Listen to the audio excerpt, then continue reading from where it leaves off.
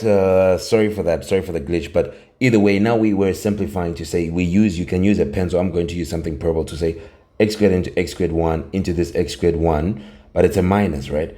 And here we have, so this is x into x1 and into this x is 1. You do it with a pencil so that they can see what you had written. Do it softly. So now it's going to be 10x plus 2x squared plus, this is just a 2 now, then plus an x squared, then a minus 1, then a plus 1, then a minus 1 over x squared. So what are we going to now have if we simplify this even further? We'll now end up having, for x, we have x squared in this, so it becomes 3x squared. Then we have a 10x, which is positive, so plus 10x. Then we can have minus 1 over x squared. Then now we will have, for the x squared, we have an x squared, yes, so 2x squared and an x squared becomes 3 because it's 2 and 1, you add them, becomes 3 of x squared, 10x is there. Then now for numbers, we have minus 1 plus 1, they will cancel. Then we have a 2, so we'll be saying plus 2.